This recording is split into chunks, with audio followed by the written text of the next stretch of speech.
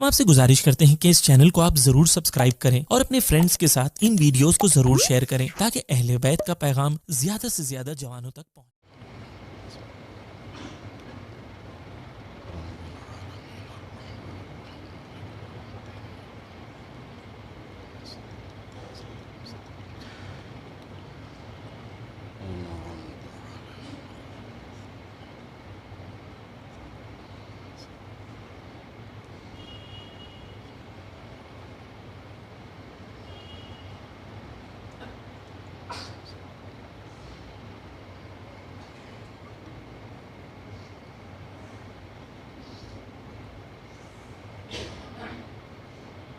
لا حول ولا قوة إلا بالله العلي العظيم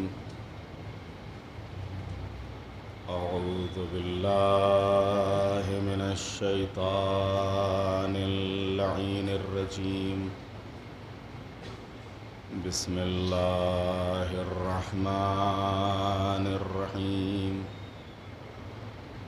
الحمد لله رب العالمين الصلاة والسلام على رسوله الكريم سيدنا ونبينا وشفيع المذنبين أبي القاسم محمد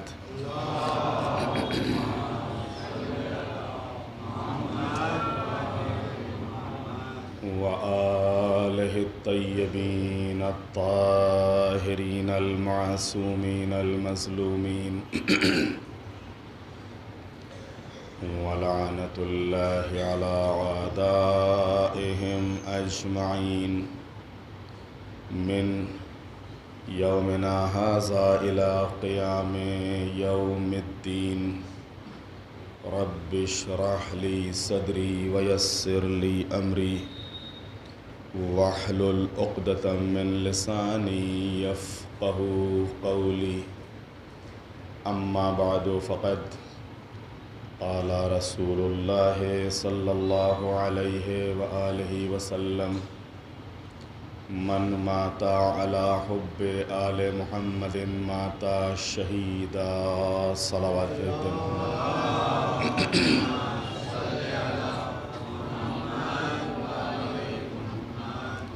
نہایت ہی مشہور اور معروف حدیث ارشاد ہو رہا ہے کہ جو بھی آل محمد کی محبت پر دنیا سے جائے تو وہ شہید اٹھتا ہے، وہ زندہ جاوید ہوتا ہے۔ یہ حدیث ایک ایسی حدیث ہے کہ جس کو مسلمانوں کے تمام فرقوں نے قبول کیا ہے، تسلیم کیا ہے کہ یہ حضور نے فرمایا ہے کہ جو بھی اہل بیت عصمت و طہارت کی محبت پر دنیا سے جائے وہ زندہ جاوید ہے، وہ شہید ہے۔ اور تمام مسلمانوں کا اس بات کے اوپر اتفاق ہے کہ حدیث یہیں پہ ختم نہیں ہوئی ہے بلکہ آگے بھی پیغمبر نے فرمایا ہے من ماتا علی حب آل محمد ماتا مغفورا، جو بھی آل محمد کی محبت پر دنیا سے جائے وہ بخشا ہوا اٹھتا ہے۔ حدیث یہاں پر بھی تمام نہیں ہوئی، آگے پیغمبر نے فرمایا من ماتا علی حب آل محمد ماتا مرحوما، جو بھی آل محمد کی محبت پر دنیا سے جائے وہ رحم کیا ہوا دنیا سے اٹھتا ہے۔ یہاں پر بھی حدیث تمام نہیں ہوئی، آگے پھر پیغمبر نے فرمایا من ماتا علی حب آل محمد ماتا تائبہ، جو بھی دنیا سے آل محمد کی محبت پر جائے وہ توبہ کیا ہوا دنیا سے اٹھتا ہے۔ کتنی سندیں پیغمبر نے دیں، ایک محبت اہل بیت، ایک محب اہل بیت کو کتنی سندیں پیغمبر نے دیں۔ اگر کوئی بندہ، کوئی مومن اہل بیت کی محبت کے ساتھ دنیا سے رخصت ہوتا ہے، اول شہید ہوگا، دوسرے رحم کیا ہوا ہوگا، تیسرے بخشا ہوا ہوگا، چوتھے توبہ کیا ہوا ہوگا۔ 4 سند پیغمبر دے رہے ہیں، کس کو؟ اہل بیت سے محبت کرنے والے کو۔ اب تھوڑی سی یہاں پر توجہ کی ضرورت ہے۔ دنیا میں اگر ہم کو کوئی سند لینی ہوتی ہے، کوئی سرٹیفکیٹ لینا ہوتا ہے، تو یہ سند اور یہ سرٹیفکیٹ کیا صرف کہنے سے مل جاتا ہے؟ کوئی بھی سرٹیفکیٹ ہو، ایک بچے کو 12ویں کلاس کرنی ہے، ایک بچے کو CA کرنا ہے، ایک بچے کو MBA کرنا ہے، ایک بچے کو ڈاکٹر بننا ہے، تو کیا یہ جو 12واں کرنا ہے، تو کیا 12واں ایسی کہنے سے کہ ہم نے 12واں کیا یا 12واں کریں گے مل جائے گا؟ سند مل جائے گی؟ کیا صرف MBA کی سند، MBA کے متعلق خالی اتنا کہہ دے کہ ہم MBA کر رہے ہیں یا MBA کریں گے یا MBA کرنے والے ہیں، کیا ایسے سند مل جائے گی؟ کیا اگر کسی کو ڈاکٹر بننا ہے تو خالی اتنا کہہ دے کہ ہم MBBS کرنا ہے، ہم MBBS کر رہے ہیں، تو کیا اس سے خالی سند مل جائے گی؟ وہ لاکھ کہتا رہے کہ ہم MBBS کر رہے ہیں، ہم MBA کر رہے ہیں، ہم CA کر رہے ہیں، ہم 12واں کر رہے ہیں، سند نہیں ملے گی۔ کب تک؟ جب تک کہ وہ محنت نہیں کرے گا، کوشش نہیں کرے گا، ایگزام نہیں دے گا، جب تک امتحان نہیں دے گا اس وقت تک اس کو سند نہیں ملے گی۔ عزیزان محترم، سوچنے کی جا ہے، غور کرنے کا مقام ہے کہ یہ دنیا کی چھوٹی سی سند، چھوٹا سا سرٹیفکیٹ بھی ہم کو بغیر کوشش کے نہیں ملتا ہے، بغیر محنت کے حاصل نہیں ہوتا ہے۔ اگر کسی کو CA بننا ہے تو رات دن ایک کرنا ہوگا، اسے ٹائم دینا ہوگا، اسے محنت کرنی ہوگی۔ اگر کسی کو ڈاکٹر بننا ہے تو اسے رات دن ایک کرنے ہوں گے، اسے محنت کرنی ہوگی، اسے امتحانوں سے گزرنا ہوگا۔ اگر کسی کو مجتہد بننا ہے تو رات دن ایک کرنا ہوگا، ان کو مختلف مرحلوں سے گزرنا ہوگا، درس خارج میں شرکت کرنا ہوگا، تب کہیں جا کے اس درجے پر پہنچیں گے۔ تو معلوم ہوا کہ یہ دنیا کے سرٹیفکیٹ ہم کو ایسے ہی حاصل نہیں ہو جاتے بیٹھے بیٹھے، یا خالی کہہ دینے سے کہ ہاں ہم کو یہ سرٹیفکیٹ مل گیا یا ہم یہ سرٹیفکیٹ لینے والے ہیں۔ خالی کہنے سے سرٹیفکیٹ نہیں مل جاتا ہے، بلکہ اس کے لیے وقت دینا پڑتا ہے، اس کے لیے محنت کرنی پڑتی ہے، اس کے لیے کچھ کرنا پڑتا ہے۔ تو اگر دنیا میں ایک سند ایک سرٹیفکیٹ ہم کو لینا ہوتا ہے تو ہم کو محنت کرنی ہوتی ہے، اس کے لیے رات دن ایک کرنا ہوتے ہیں۔ اور پیغمبر ہم کو 4 سند دے رہے ہیں، 4 سرٹیفکیٹ دے رہے ہیں کہ اگر تم نے اہل بیت سے محبت کی ہے تو دیکھو 4 سرٹیفکیٹ میں تم کو دے رہا ہوں۔ تم دنیا سے جاؤ گے شہید جاؤ گے، تم دنیا سے جاؤ گے توبہ کیے ہوئے جاؤ گے، تم دنیا سے جاؤ گے رحم کیے ہوئے جاؤ گے، تم دنیا سے جاؤ گے بخشے ہوئے جاؤ گے۔ تو کیا یہ سرٹیفکیٹ خالی ہمارے کہہ دینے سے کہ ہم اہل بیت سے محبت کرتے ہیں مل جائے گا؟ کیا صرف اتنا کہہ دینے سے کہ ہم اہل بیت کے محب ہیں یہ 4 سرٹیفکیٹ ہم کو مل جائیں گے؟ میں نے سامنے کی مثال آپ کو دی ہے کہ اگر دنیا میں چھوٹی سی اگر سند اور چھوٹا معمولی بھی اگر سرٹیفکیٹ ہم کو لینا ہوتا ہے تو اس کے لیے بھی ہم کو کچھ کرنا پڑتا ہے، وقت دینا پڑتا ہے، محنت کرنی پڑتی ہے۔ اور پیغمبر 4 اتنے عظیم سرٹیفکیٹ، ایک صلوات بھیج دیں محمد والے محمد۔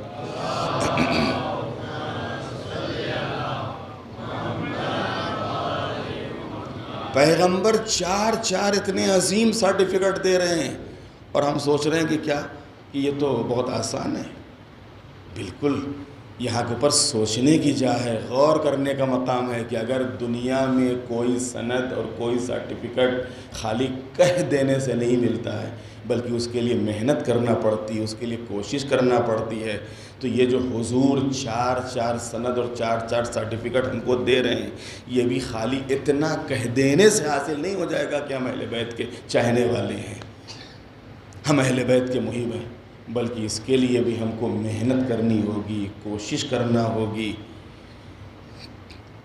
ہر انسان کے لیے اتنا ہی خود قرآن کہہ رہا ہے، ہر انسان کے لیے اتنا ہی ہے جتنی اس کی کوشش، چاہے وہ دنیا ہو چاہے آخرت ہو۔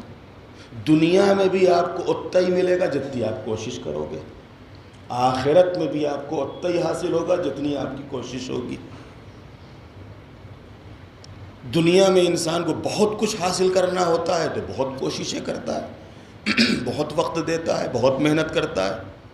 اگر آخرت میں بھی ہم کو بہت کچھ چاہیے تو اس کے لیے بہت محنت کرنا پڑے گی، بہت کوشش کرنا پڑے گی، اس کے لیے بھی ہم کو وقت دینا پڑے گا۔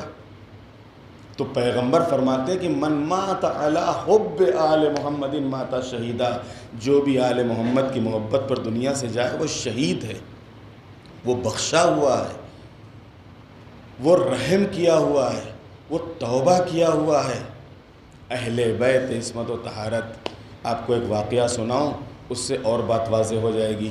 ہمارے 5ویں امام حضرت امام محمد باقر علیہ السلام،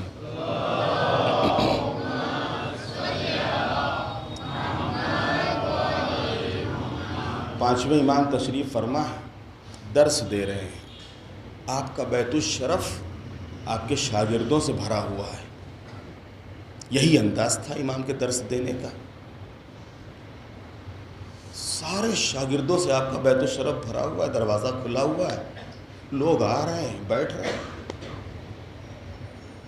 اسی درمیان ایک بوڑھا، ایک ضعیف، عصا کا سہارا لیے ہوئے امام کے بیت الشرف پہ آیا، دروازے پہ حاضر ہوا، اور دروازے پہ آنے کے بعد اس نے سلام کیا، فرزند رسول آپ کے اوپر ہمارا سلام ہو۔ امام نے جواب سلام دیا۔ جب امام نے جواب سلام دیا تو ایک مرتبہ اس نے ہاتھوں کو جوڑ لیا، آقا اگر اجازت ہو تو میں آگے آ جاؤں۔ امام نے اپنے شاگردوں سے کہا کہ تھوڑا راستہ دے دو۔ وہ بیچارہ کمر جھکی ہوئی، عصا کا سہارا لیے ہوئے، اور آہستہ آہستہ آہستہ آہستہ آگے آ گیا۔ کہاں؟ خود امام کے پاس، خود امام کے قریب، بالکل امام کے نزدیک۔ اور امام کے قریب آنے کے بعد اس نے ایک عجیب و غریب سوال کیا،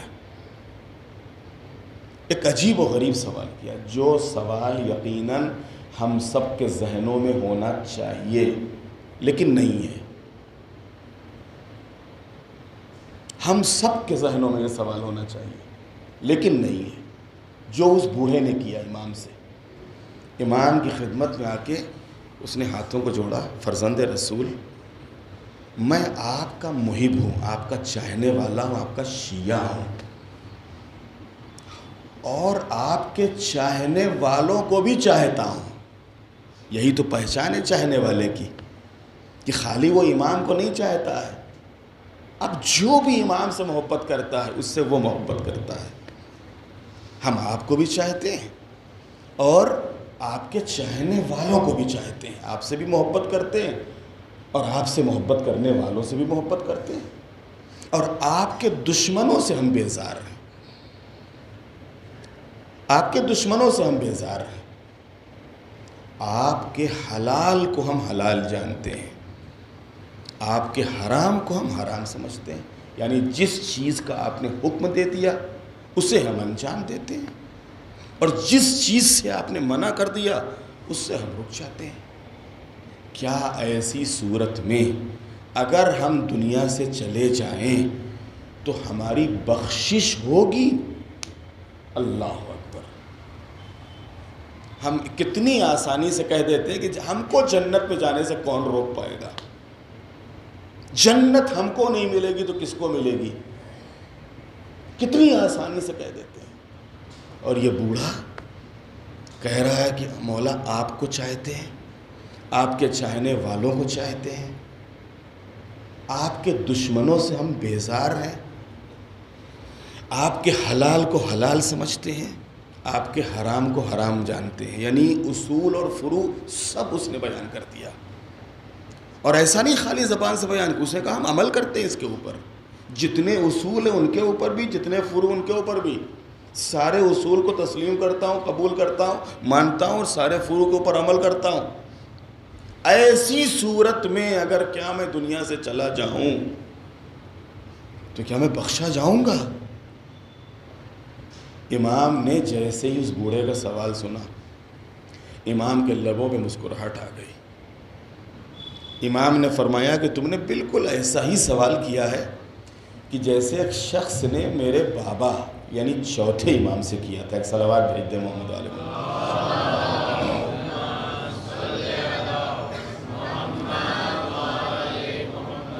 تم نے بالکل ایسا ہی سوال کیا ہے جیسے ایک شخص نے میرے بابا سے کیا تھا، اور میرے بابا نے اس کے جواب میں فرمایا تھا کہ ایسا شخص جنت میں ہمارے ساتھ ہوگا۔ اللہ اکبر! ایسا شخص جنت میں ہمارے ساتھ ہوگا۔ ہم دعا کرتے ہیں کہ نہیں کرتے مرحومین کے لیے؟ اللہ ہمارے مرحومین کو معصومین کا جوار نصیب کر۔ اور خود امام فرما رہے ہیں کہ اگر کوئی ایسا شخص ہے جس طریقے سے یہ بوڑھا ہے، جو دعویٰ اس بوڑھے نے کیا، اگر واقعاً یہ ہے کہ اگر ہم سے محبت کرتا ہے، ہمارے چاہنے والوں سے محبت کرتا ہے، ہمارے دشمنوں سے بیزار ہے، ہمارے حلال کو حلال جانتا ہے، ہمارے حرام کو حرام سمجھتا ہے، تو ایسا شخص جنت میں ہمارے ساتھ ہوگا۔ اللہ اکبر! یہ گھرانہ بڑا کریم گھرانہ ہے، یہ بڑا کریم گھرانہ ہے۔ یہ اپنے سے عقیدت اور محبت کرنے والوں کو نظر انداز نہیں کرتا ہے۔ کہاں امام کا مقام، کہاں معصوم کا مرتبہ، اور ایک اپنے محب کو امام نے کیا مرتبہ دے دیا، ایک اپنے شیعہ کو کہاں تک پہنچا دیا۔ شرط یہ ہے کہ تمہاری محبت میں خلوص ہو، شرط یہ ہے کہ تمہاری محبت خالص ہو، شرط یہ ہے کہ خالی دعویٰ محبت نہ ہو، بلکہ تم ہمارے حلال کو حلال بھی سمجھتے ہو، حرام کو حرام بھی۔ جن چیزوں سے ہم نے منع کیا ہے ان سے رک جاؤ، اور جن چیزوں کا ہم نے حکم دیا ان کو بجا لاؤ، ان کو انجام دو۔ جیسے ہی اس شخص نے، اس بوڑھے نے امام کی زبان مبارک سے یہ جملے سنے ہیں کہ ایسا شخص جنت میں ہمارے ساتھ ہوگا، اس کی آنکھوں میں آنسو آ گئے، زار و قطار رونے لگا۔ یہ امام نے اتنی بڑی سند دے دی، اتنا بڑا سرٹیفکیٹ دے دیا، اتنی بڑی بشارت اور خوشخبری دے دی اس کو کہ ایسا شخص جنت میں ہمارے ساتھ ہوگا۔ رونے لگا، گریہ کرنے لگا۔ ایک مرتبہ کہتا ہے کہ آقا، آپ کا بیان کیا ہوا حجت ہے، سند ہے، ایک مرتبہ اور بیان کر دیجئے، ایک مرتبہ اپنی زبان سے اور یہی جواب دے دیجئے۔ امام نے پھر فرمایا کہ ایسا شخص جنت میں ہمارے ساتھ ہوگا، ایسا شخص جنت میں ہمارے جوار میں ہوگا۔ بس ایک مرتبہ کہتا ہے بس آقا ہمیں اپنا جواب مل گیا، اور یہ کہہ کے چلنے لگا۔ جب یہ جا رہا تھا تو یہ امام کو دیکھتا تھا اور امام اسے دیکھتے جا رہے تھے۔ درس روک دیا امام نے، درس ہو رہا تھا، امام درس دے رہے تھے، امام نے درس روک دیا، اور اس بوڑھے کو دیکھ رہے ہیں، بوڑھا جا رہا ہے آہستہ آہستہ، امام اسے دیکھتے جا رہے تھے اور یہ امام کو دیکھتا جا رہا تھا۔ جس وقت یہ دروازے سے باہر نکلا، امام کے بیت الشرف سے باہر نکلا، امام نے اپنے تمام شاگردوں کو مخاطب کرتے ہوئے فرمایا کہ اگر دنیا میں کوئی انسان کسی جنتی کو دیکھنا چاہتا ہے تو وہ اس بوڑھے کو دیکھے۔ ایک صلوات بھیج دے محمد والے محمد۔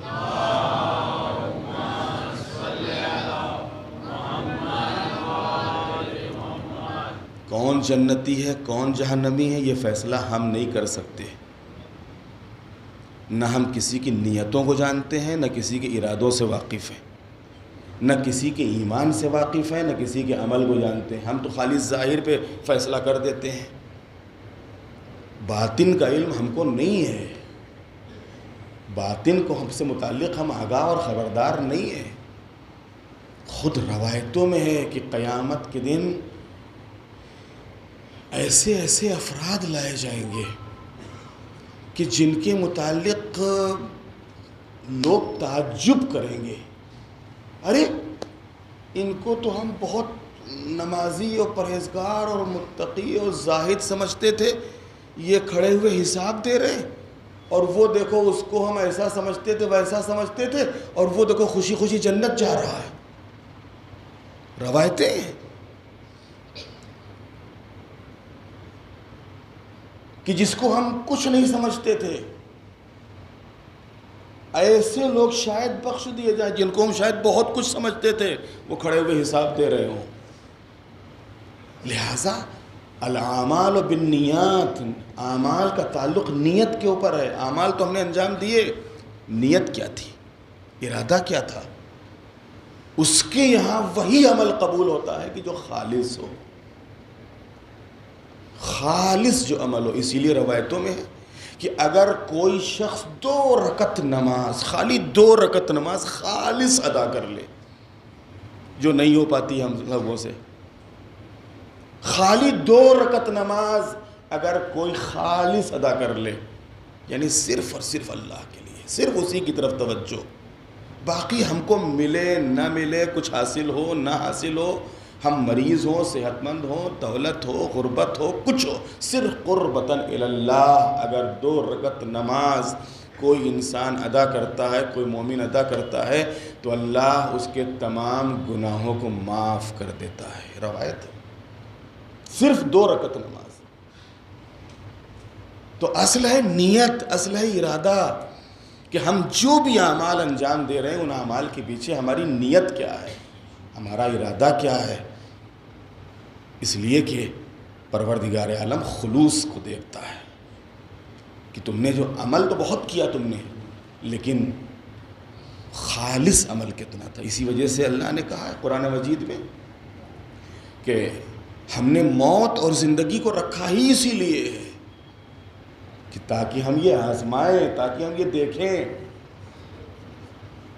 کہ تم میں سے خالص عمل کرنے والا کون ہے، احسن عمل کرنے والا کون ہے۔ اور احسن عمل سے، احسن عمل یعنی عمل کا احسن ہونا، یعنی پاک ہونا، خالص ہونا، یہ نیت کے اوپر ہے۔ اور اللہ کہہ رہا ہے کہ ہم نے موت اور زندگی کو رکھا ہی اسی لیے ہے تاکہ ہم یہ آزمائیں، یہ دیکھیں کہ تم میں سے احسن عمل کرنے والا کون ہے۔ احسن عمل کی بہترین مثال اگر ہے تو کربلا ہے۔ کربلا سے بڑھ کے احسن عمل کی مثال آپ کو نہیں ملے گی۔ کربلا، میں نے عرض کیا تھا اسی عشرے میں اور انہی مجلسوں کے درمیان میں، کربلا ایک مجموعہ ہے، کربلا ایک گلدستہ ہے جہاں آپ کو ہر مثال مل جائے گی، ہر مثال کربلا کے میدان میں آپ کو مل جائے گی۔ وہیں احسن عمل کی مثال اگر آپ کو لینا ہے کہ عمل احسن کیسے ہوتا ہے، تو آئیے کربلا کے میدان میں آپ کو احسن عمل کی مثال ملے گی۔ ہم لوگ جتنے بھی عمل کرتے ہیں کس کے لیے کرتے ہیں؟ خوشنودی خدا تو ٹھیک ہے، لیکن کہیں نہ کہیں سے ثواب کا پہلو تو ہوتا ہے کہ ثواب مل جائے، جنت مل جائے، ثواب مل جائے، جنت مل جائے۔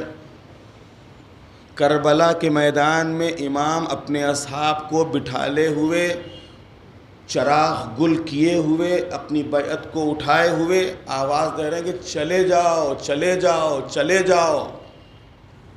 یہ لوگ صرف ہمارے خون بہانے کے در پہ ہیں، ہمارا سر قلم کرنے کے در پہ ہیں، ابھی راستے کھلے ہوئے ہیں۔ جنت کا ضامن میں ہوں، سردار جوانان جنت میں ہوں، جنت میں دوں گا۔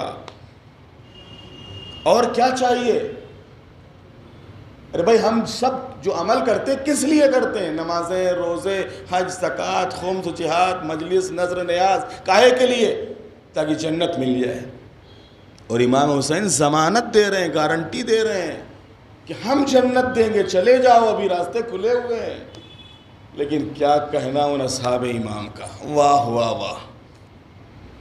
تھوڑی دیر کے بعد امام نے چراغ جلا دیا۔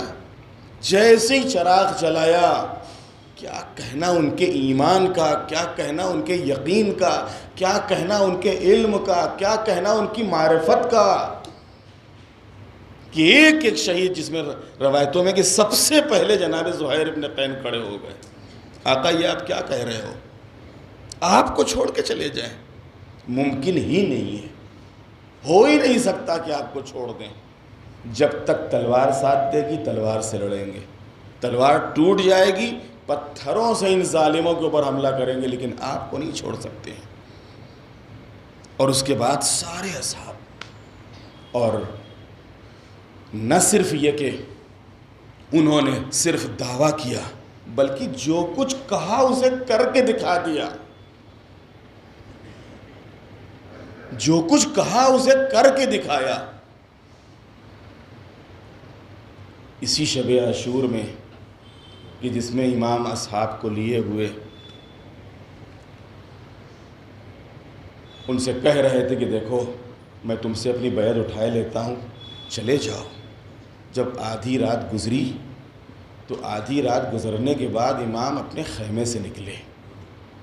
امام کے غلام ہیں جن کا نام تھا نافع ابن ہلال، یہ کہتے ہیں کہ جس وقت امام کو میں نے خیمے سے نکل کے مقتل کی طرف جاتے ہوئے دیکھا تو مجھ سے رہا نہ گیا کہ یہ اندھیرا، سناٹا، تنہائی، دشمنوں کا نرغہ، یہ امام کہاں جا رہے ہیں، کس طرف جا رہے ہیں، کس لیے جا رہے ہیں؟ لہذا مجھ سے رہا نہ گیا کہ دشمنوں میں امام کو تنہا چھوڑ دوں۔ میں بھی امام کے پیچھے پیچھے چلنے لگا۔ اب جیسے امام کے پیچھے پیچھے چلا تو امام کو کچھ آہٹ محسوس ہوئی۔ امام مڑے، کون؟ میں نے کہا میں ہوں آقا آپ کا غلام نافع ابن ہلال۔ کہا تم کیوں آئے؟ کہا آقا آپ کو تنہا جاتے ہوئے دیکھا ہے، رات ہے، اندھیرا ہے، سناٹا ہے، چاروں طرف دشمن پھیلے ہوئے ہیں، کیسے آپ کو اکیلا چھوڑ دوں، کیسے آپ کو تنہا چھوڑ دوں؟ بس ایک مرتبہ امام نے فرمایا ہلال اچھا آ گئے ہو تو آ جاؤ۔ دیکھو ہلال میں دو چیزیں دیکھنے کے لیے نکلا ہوں، ایک تو یہ دیکھنے کے لیے نکلا ہوں کہ کہیں کوئی ایسی جگہ تو نہیں ہے کہ جدھر سے کل ظالم خیموں کے اوپر حملہ کرتے ہیں، اور دوسرے یہ دیکھنے کے لیے نکلا ہوں کہ کل میرا کون سا شہید کہاں کے اوپر گرے گا۔ آؤ ہلال تم کو میں وہ سارے مقامات دکھاؤں۔ ہلال کو لیے ہوئے امام آگے بڑھے۔ ہلال یہ جگہ دیکھ رہے ہو، کل یہاں کے اوپر میرا بچپن کا ساتھی حبیب ایڑیاں رگڑے گا۔ ہلال یہ جگہ دیکھی تم نے، اس مقام کے اوپر کل مسلم دنیا سے رخصت ہو جائیں گے۔ ہلال یہ وہ جگہ ہے جہاں کے اوپر زہیر و سعید دنیا سے چلے جائیں گے۔ ہلال یہ جگہ دیکھ رہے ہو، یہاں پر کل میرے بھانجے اون محمد گھوڑوں سے گریں گے۔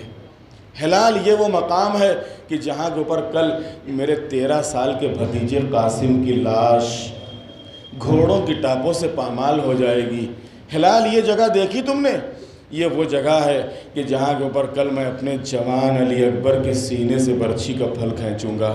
ہلال آؤ میرے ساتھ۔ ہلال کو لیے ہوئے امام آگے بڑھے۔ ہلال یہ فرات کا کنارہ دیکھ رہے ہو، اسی فرات کے کنارے کل میرے شیر عباس کے بازو قلم ہو جائیں گے۔ ہلال آؤ میرے ساتھ۔ ہلال کو لیے ہوئے امام واپس ہوئے۔ ہلال یہ جگہ دیکھی تم نے، یہاں کے اوپر کل میرے 6 مہینے کے بچے علی اصغر کے گلے پہ تیر لگ جائے گا۔ آؤ ہلال میرے ساتھ۔ ہلال کو لیے ہوئے امام آگے بڑھے، ایک نشیب کے قریب سے گزرے۔ جیسے ایک نشیب کے قریب سے گزرے تو ایک ماں کی آواز آئی، واہ حسینہ، واہ مظلومہ، واہ غربتہ۔ امام آگے بڑھ گئے، ہلال وہیں پہ رک گئے۔ رک کے کہتے آقا تمام مقامات کے لیے آپ نے بتایا کہ یہاں کے اوپر حبیب دنیا سے رخصت ہوں گے، یہاں کے اوپر زہیر دنیا سے جائیں گے، یہاں کے اوپر اون محمد گھوڑوں سے گریں گے، یہاں پر قاسم پامال ہوں گے، یہاں کے اوپر علی اکبر کے سینے پہ برچھی لگے گی، یہاں کے اوپر عباس کے شان قلم ہوں گے، یہاں کے اوپر علی اصغر کے گلے پہ تیر لگے گا، لیکن آقا یہ بھی تو بتا دیجئے کہ یہ نشیب کون سی ہے، اور اس نشیب میں کون سی بی بی ہیں کہ جو اس طریقے سے گریہ کر رہی ہیں۔ بس ایک مرتبہ امام نے فرمایا اے ہلال یہ وہ نشیب ہے کہ جس نشیب میں کل تمہارا آقا 3 دن کا بھوکا پیاسا ذبح کر دیا جائے گا۔ تم نے بی بی کے متعلق پوچھا تو یہ وہ ماں ہے کہ جس کا باغ کل اجڑ جائے گا، جس کی کھیتی کل ویران ہو جائے گی، یہ میری ماں فاطمہ، ارے جب سے میں نے مدینہ چھوڑا میرے قافلے کے ساتھ ساتھ جہاں جہاں میرا قافلہ رکا ہے وہاں وہاں میری ماں کی آواز تھی، واہ حسینہ واہ غربتہ واہ مظلوم۔